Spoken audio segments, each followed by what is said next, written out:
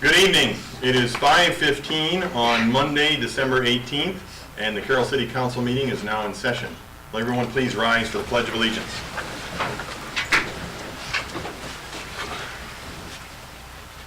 I pledge allegiance to the flag of the United States of America and to the republic for which it stands, one nation, under God, indivisible, with liberty and justice for all.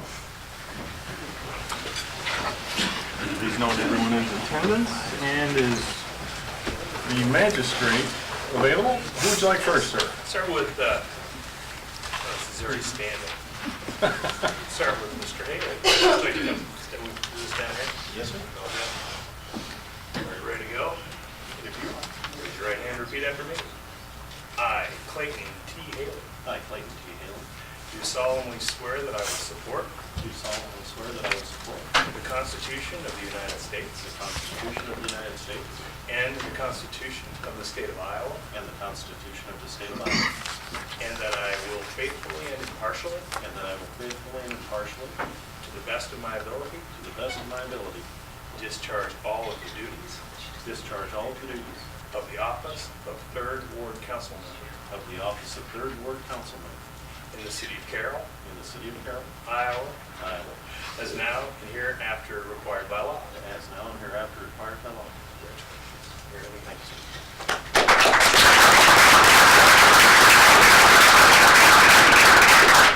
Mr. Fleshner.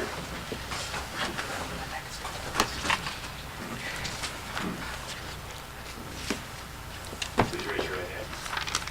I, Jerry Fleshner, I, Jerry Fletchner, do solemnly swear that I will support do solemnly swear that I will support the Constitution of the United States the Constitution of the United States and the Constitution of the State of Iowa, and the Constitution of the State of Iowa, and that I will faithfully and impartially, and that I will faithfully and impartially, to the best of my ability, to the best of my ability, discharge all the duties of the office discharge all the duties of the office of at-large council member of an at-large council member in the city of Carroll, Iowa, in the city of Carroll, Iowa, as now or hereafter required by law. as now or hereafter required by law. Congratulations. Thank you.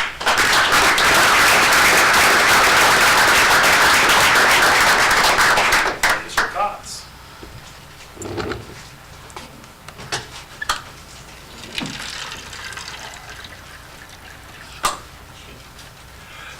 Please raise your right hand. I, Michael Cots, I, Michael Cox, do solemnly swear that I will support do solemnly swear that I will support the Constitution of the United States the Constitution of the United States and the Constitution of the State of Iowa, and the Constitution of the State of Iowa, and that I will faithfully and impartially, and I will faithfully and impartially, to the best of my ability, to the best of my ability, discharge all the duties of the office discharge all the duties of the office of 1st Ward Council Member of 1st Ward Council Member in the city of Carroll, Iowa, in the city of Carroll, Iowa, as now or hereafter required by law. as now or hereafter required by law. Congratulations.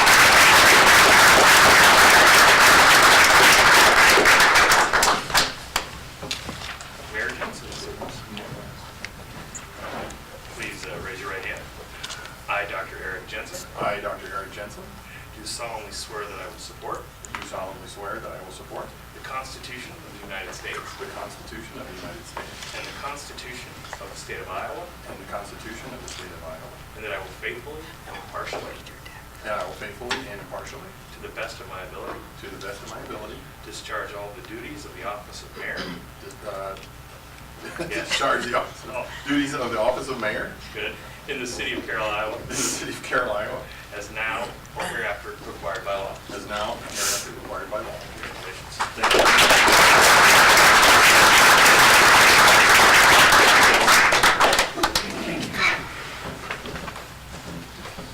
See, everyone is in attendance. We'll start with the consent agenda, which is approval of the minutes from the December 11th meeting, approval of bills and claims, and appointment of Pat Mackey to the Planning and Zoning Commission, the 5-year term. Need a motion? Approve the consent agenda. Second. There is a motion and a second. Dirks? Yes. Cots? Yes. Seaman? Yes. Fleshner? Yes. Space? Yes. Haley? Yes. Motion is approved. Thank you. Are there any oral requests and communications from the audience for items not on the agenda? Seeing none, we will move then to the National Blood Donor Month proclamation. And Kimberly, please. Just announce your name and then go ahead. Thank you. I'm Kimberly Bogus, and I'm with LifeServe. On behalf of LifeServe, I would like to thank the mayor, council members, and community for taking the time and presenting this proclamation, recognizing January as National Blood Donor Month. LifeServe Blood Center is proud to partner with the city of Carroll. Just today, your community held a blood drive. It was nice to see so many in the community donate, especially during the season of giving. In your community, LifeServe has worked with Kemper Catholic, I hope I said that right, That's good. Carroll High School, St. Anthony Regional Hospital, and Carroll Community. In the last year, your community has donated more than 689 units of blood. That is over 1,914 lives saved or sustained. Carroll Community has consistently donated to those in need. As the sole provider of blood that stays in your community, LifeServe sincerely thanks you for your commitment to saving lives. Thank you. Thank you. The proclamation that I have here is the National Blood Donor Month. Whereas, a way to honor blood donors who save millions of lives annually and to encourage donations during winter months, January was designated as National Blood Donor Month by a presidential proclamation in December of 1969. And whereas a portion of that proclamation reads, "No manifestation of this generosity of spirit is more expressive, and no gift more priceless in a time of personal crisis than the donation of one's blood. The voluntary blood donor truly gives life itself." And whereas National Blood Donor Month continues to be an important annual event for blood centers and patients not only in the city of Carroll, but across the country, as winter blood shortages are common due to holiday schedules and seasonal illness that often limit donations. And whereas it is estimated that over 39,000 units of blood are needed to support transfusions every day. Without generous donors and teams of dedicated donor recruitment professionals, such as LifeServe and the American Red Cross, hospitals and emergency treatment facilities would not be able to properly care for patients. Now therefore, I, Eric P. Jensen, Mayor of the City of Carroll, do hereby proclaim January as National Blood Donor Month in Carroll, Iowa, and do urge the citizens of Carroll to support blood donations by donating at local blood drives, not only in January, but all year long. Thank you. We will go to ordinances, and seeing none, we will move to resolutions and the Library City Hall project, and Mike. Thank you, Mayor and Council and guests here. The Council last discussed the Library City Hall project at the November 27th meeting. At that meeting, the Council considered approving a fee proposal from OPN Architects.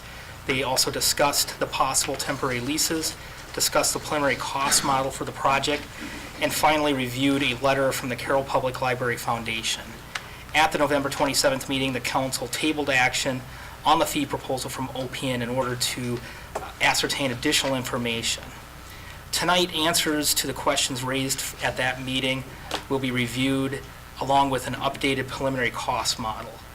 Additionally, the Council will be asked to consider approving 2 contracts with OPN Architecture to move the project into design phase along with leases with R&R Rental Inc. and Baden Construction Company. So there'll be 4 actions considered by Council tonight. First, questions were asked and raised in regards to the fundraising progress of the Carroll Library, Public Library Foundation and where they're currently at. Additionally, questions were raised over the overall cost of the project and design services scope with OPN. So first I'm going to discuss the pledges from the Carroll Public Library Foundation and what they have secured at this point. 3 questions were asked specifically. First, how much money has the foundation raised in both cash and pledges for the Library City Hall project, and the amount of cash in the bank dedicated to this project? What is still owed in pledges, and what are the terms of the pledge payments and payment schedule? Included in the memo was a letter from the Carroll Public Library Foundation The letter lists the total cash on hand for the project at $778,800.41. Outstanding pledges for the projects amounts to $619,625 for a total for the project of $1,398,425.41.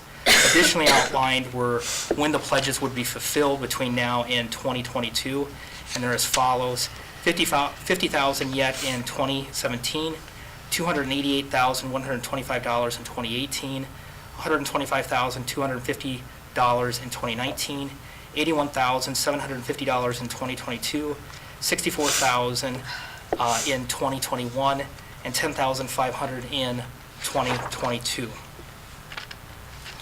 So moving on, related to project costs and architectural services. Included in this in the council packet was a question or answers to questions that were asked in detail. I won't go through them all specifically, but I would also note that Danielle Hersman and Joe Feldman from OPN Architects are in attendance this evening and can answer any questions the council may have beyond this. But first, there was a question related to the need for providing a program review by OPN.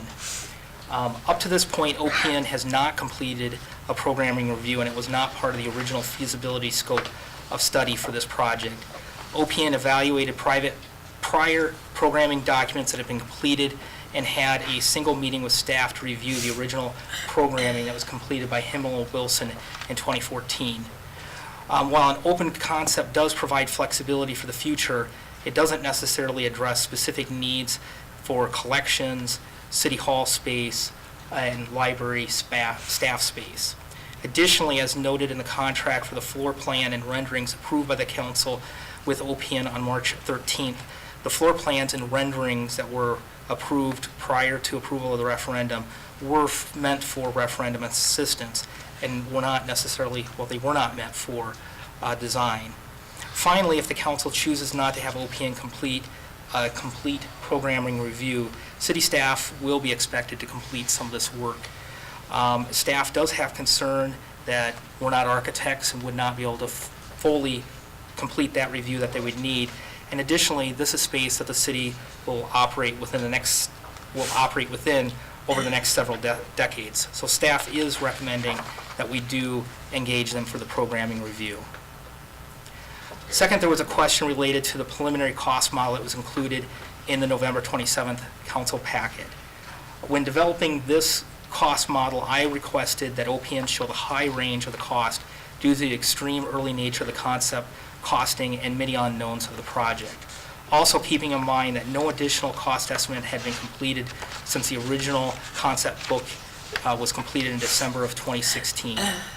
At that time, the estimates in the cost book listed $7.1 million to $7.34 million as a range. OPN then worked with city to identify a list of additional potential areas for targeted cost savings, while no additional architectural or cost estimating services were done. The $6.8 million number is still a target number identified, not that anything, it's still a target, and we will work towards that. We will continue to develop the cost model and the project budget to hit that.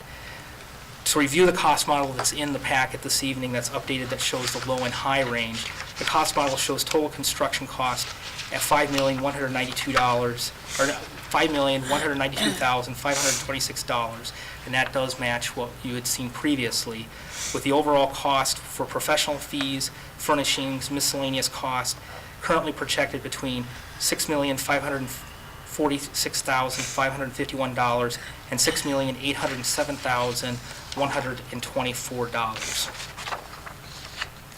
A third question that was raised was regarding the general requirements, contractor markup, and contingency line items, and who would receive those fees. Construction cost is simply that. It is a total of the sum of the work that will be done by the contractor and each of the subcontractors. The estimate that was built, this estimate was built by using the estimating consultant, similar to what a general contractor would do when they review a project, and then put together their general overhead and markup like they would on any other project. These dollars are part of the bid that you would eventually see from a general contractor and covers the contractor's time to coordinate the subcontractors, mobilization, maintaining the schedule, and et cetera. No part of these fees would go to the design team. This would be dollars that would be paid to a contractor. The fourth question that was raised was related to the continual use of the 15% contingency. It is a standard practice to hold contingency at this value at this early age or early point in the project. This is a place to protect the owner, and in this case, the community's budget for the project as we learn more as we go further into the design and documentation. At the feasibility and concept stage that we are at, estimates are based on general area diagrams and narrative descriptions and not necessarily diving into major building systems as they currently exist. As the design team works through the design process, this contingency will be reduced through each of those steps of the design stage to reflect more knowns as they move through that level of detail. There will be some level of contingency as we move into construction, but it certainly will not be at 15%. Now, moving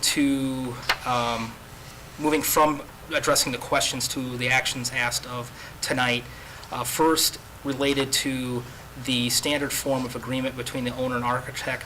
This would be the contract between the city and OPN for design services, which were included today in your council packet.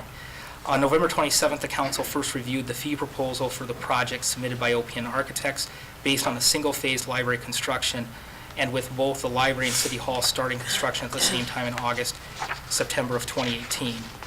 The proposal includes design phase services at a cost of $418,396, optional programming review during the design phase at a cost of $13,000, bid negotiation and construction phase services at a cost of $161,770, and the estimated reimbursables between $9,500 and $11,500 for a total cost of $602,666 and to $604,666. That is the total fees that would be paid to OPN Architects and their subcontractors for the work related to the design phase, program review, bid, negotiation, and construction administration.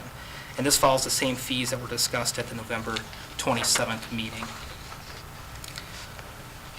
Finally, the council will be asked tonight to consider approving leases with R&R Rental for property at 515 North Carroll Street.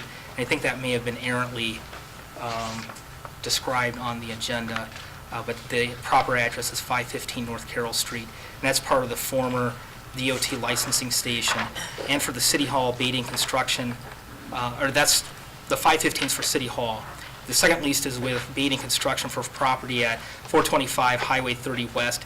That's part of the former Walmart building. It's on the west side adjacent to Serendipity Studio for Carroll Public Library.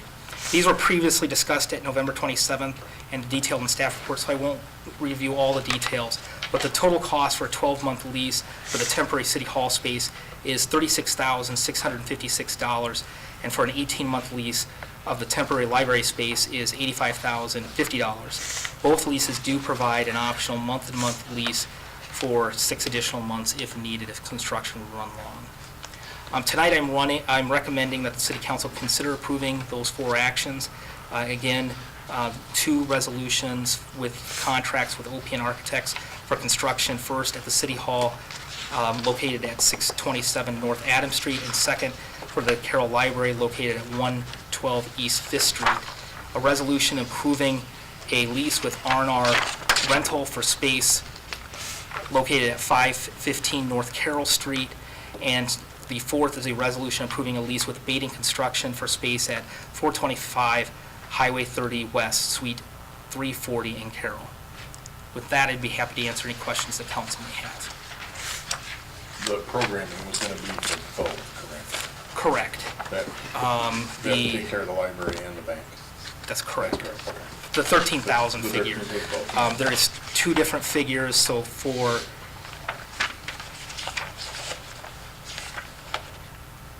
just the library is $9,800, and just the city hall is $3,200.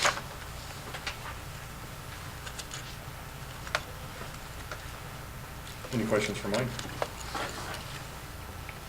If not, I'll need a motion to approve the B101-2007 standard form of agreement between the owner and architect with OPN Architects for construction at the City of Carroll Library located at 112 East 5th Street, Carroll, Iowa, 52401. May I make a few comments? Yes, sure. Real short. We aren't going to have any discussion on any of the other documents. I wanted to ask about a few questions, but you're wanting to move right into the resolutions? Is that what you're wanting to do? I wanted to ask if any of the gifts are restricted, or if they're all unrestricted. The letter that we received from the Library Foundation, they mentioned gifts. Are they all, do you know, Doug or whoever? They're all unrestricted. There are some requests. Some of the larger donors have requests that they would like a room that represents either their organization or somebody they care about specifically. But, Okay. they're There's no financial project, restriction. Okay, with, okay. no And restrictions. just a real quick question. Well, and I want to thank OPN for the expanded explanations. That helped. I went through the programming thing by Himmel and Wilson, and their explanation clarified things. I just wanted to ask also, your bylaws at your website, I assume they're up to date, correct? The foundation's bylaws. And I just wanted to ask, a citizen, I think Gene Ludwig brought up at a previous meeting that sometimes people's circumstances change when it comes to making pledges, and I get that. And I was checking in your bylaws, and you acknowledge that. And do you still, according to your bylaws, under gifts and expenditures, it mentions donors will be advised as follows. If a change of circumstances makes literal compliance with the terms of a gift, instrument, quote unquote, unnecessary, undesirable, impractical, or impossible, our governing body is able to bury them. Is that still a part of the bylaws? Is that current? That your donors are advised that? Anybody from the foundation can speak? Can you speak to that? What are you driving at? You don't- I know, I just wondered, is You're either this, warranty on your blender too, Carol? I mean, I just wanted to know if that is current. That's all, Doug. I haven't reviewed the specifics of our bylaws. I guess we could go back and take a look at it. Okay. But I well, have talked to most of I- the people that are donating, and they're good upstanding citizens of Carroll that I think will fulfill their donation. I know they are. I'm just asking if the document I have is current, that's all. But I thank you for your response. I'd like to just make a brief comment before, if you don't mind. Or do you have questions also? We got a Sorry. motion and a second, so we'll have to wait on him if you want to finish your comments. Well, I do. Yeah. And I'll be very brief. So I'm glad Laverne handed out the information he did on the Aquatic Center project. I had just come on the council when it was starting. They had formed a committee in June of '05. And I looked through the information, and I can't stress enough, it was a very difficult situation to go through. There were many challenges, and here's what they were. And I guess my point is that, yes, it's good to have trust, but we also have to learn from the past. Here's what happened with the Aquatic Center project. The original budget was $3.96 million, and it quickly blossomed into a $4.72 million project. In other words, it ended up $760,000 over budget. 46, and this is all on the handouts that Laverne gave you, and you could see 46% of the donations came in after construction was complete, and they came in over a period of 6 years. 71% of the fundraising goal was achieved, which is good. They worked very hard, and, you know, things happen. So we ended up over budget $760,000 and a fundraising shortfall of $284,000, which left a gap to be funded of over $1 million. So as a result of that, we had to use over a 2-year span $856,000 in lost in hotel motel tax. And I just wanted a couple more sentences, my thoughts from learning from that experience and being a part of it. And at times it was brutal. And it was the largest project we've had up to this point. Here are my thoughts. To avoid repeating the past, I support approving the contracts with OPN and the 2 leases. They are fine agreements, but not until we enter into a written agreement with the Library Foundation. Again, this is so we can avoid what happened with the Aquatic Center. Number 1, in the written agreement,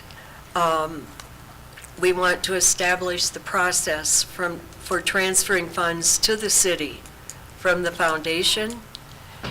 Second, in the agreement, we should ensure the funds promised the public, the $2.5 million, are raised and transferred to the city before bonds are issued and construction begins. The city is the owner of the contracts. We saw that on our contracts we're looking at tonight. Voters approved a specific funding plan, just as they did with the Aquatic Center. And I believe that this will prevent the catastrophes that we were faced with during the Aquatic Center. There wasn't even a process. It just became chaotic. So that's why I'm asking for this written agreement to establish the process for transferring the funds. And then second, ensuring the funds promised are raised, transferred to the city before bonds are issued and construction begins. We'll get that done, I think.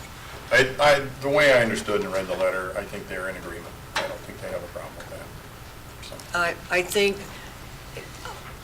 I have learned in life through mistakes that nothing exists Yes. if it isn't in writing. I hear you. And so, again, Yeah. I support the contracts, but for me, not until we have it in writing. Let me read you something. No, I'm sorry, I'd like to call the question, Mr. Mayor. We've heard enough. Got a motion and a second. For the, Mr. Mayor, in order to proceed properly, you need to poll the council to see if they would like to vote at this time before you do, sir. Is everyone ready? I have one more question Oh. for OPN. It's just a simple one. Are they here? Yes. Yes. Yeah. Okay. On the library construction phase, we're looking at, if we move forward, it'll be a 1-phase project. Is that correct? What is it before if we don't go forward? It's a 2-phase or a 4-phase? I've read both. I think at the time when we were responding, we were saying it could be anywhere from the 2 to 4 phase. Honestly, you'll need a general contractor on board to be able to talk through that. A lot of that is means and methods and how they want to sequence the work. But it's a minimum 2. You know, something that I brought up at the last meeting I was here, nobody's ever talked about the safety issue. If we make this a multiple phase, you know, we're going to have children, adults walking around with contractors.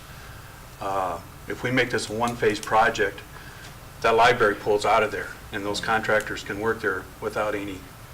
Is that, how much of an issue is that? Or is it at all an issue? The contractor would be responsible for making sure that the facility was safe for anyone that was in it. But certainly there's always, just like anyone has seen, if you've got scaffolding and other things, it's more of how you strategically deal with that and how much inconvenience everyone is willing to stomach. But it's certainly, the duration question is certainly one that you have to get comfortable with anytime you have additional phasing and additional overhead that goes with that. That's something that everyone has to also deal with. And there's a pretty good likely that the price of this project will be reduced from going from a multiple phase to a one phase? I think we would comment for that in this most Right. recent document that you have in front of you, so that's what, it should all be reflected there. Okay.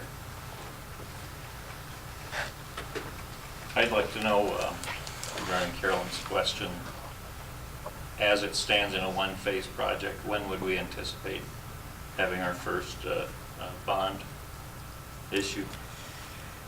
You know, that's a discussion we'd have to have somewhat with PFM. We've Okay. talked, Laura and I have talked a little bit about it. What I would say is construction would start, you know, we certainly can fund with the foundation's support, you know, the design period, the leases without bonding. We can do a little bit of construction without bonding.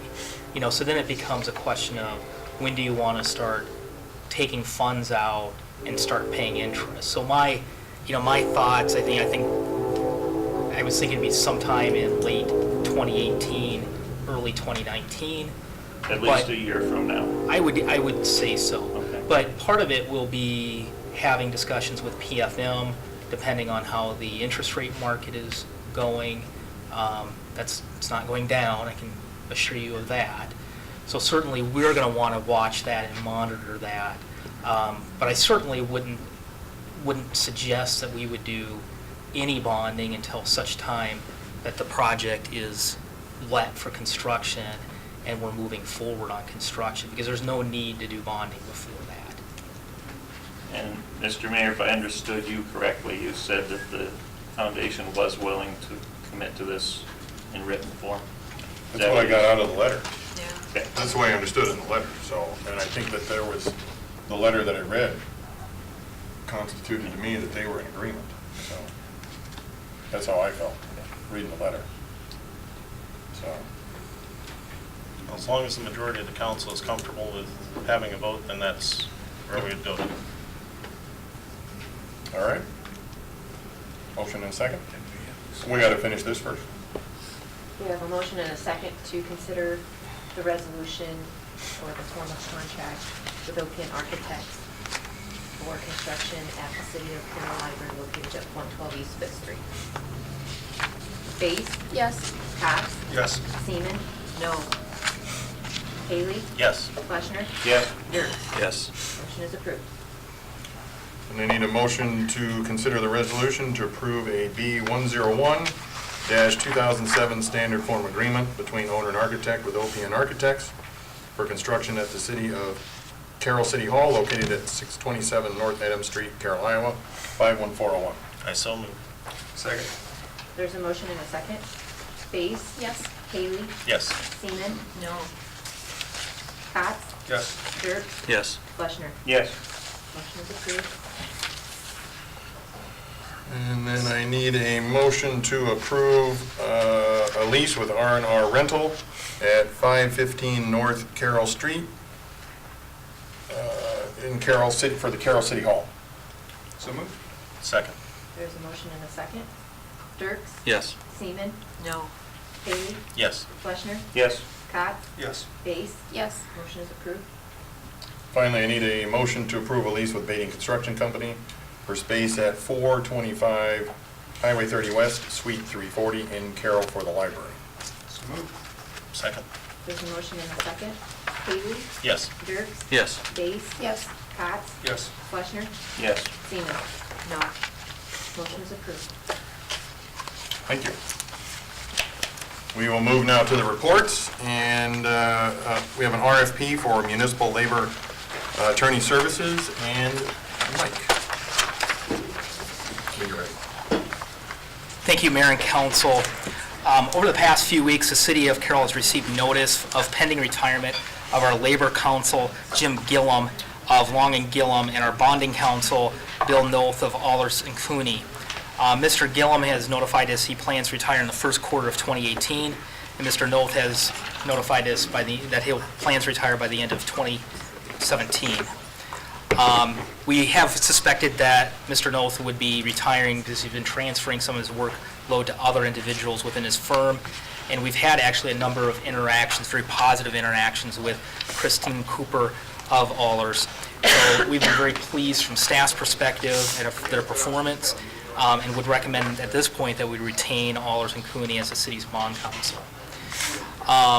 When the city originally did retain the services of Mr. Gillum as our labor attorney, he was with Brown and Winnick in Des Moines. A few years ago, Mr. Gillum did leave Brown and Winnick and opened up a new independent practice. And due to this, the city does need to find a new labor attorney, and attached there's an RFP that staff's put together. We'd like to begin sending this out. Staff does recommend the council approve the RFP. We also ask that you approve a working committee that would review the proposals as we receive them, and recommend a single firm to the city council who would be interviewed at we're anticipating the January 22nd, 2018 meeting. It is worth noting that the staff has delayed beginning negotiations with the Teamsters union representing the city's police department, police officers specifically, until we retain the services of a new labor attorney. And therefore, we do recommend that you do appoint this subcommittee. I would suggest 2 council members, Laura Schaefer, Brad Burke, and myself. The 3 staff were the ones that interact quite a bit with our labor attorney on a day-to-day basis. So we ask that you approve that RFP by motion, and also by motion just appoint a couple council members and staff to this committee to review the proposals. With that, I'd be happy to answer any questions the council may have on this. I'll take 2 volunteers. I'll help. Laverne, thank you. I'll help. Misty? Oh, thank you very much. Who will direct that? Will you contact them? I'll direct it, and we'll set up times. So, thank you. Any other questions for Mike?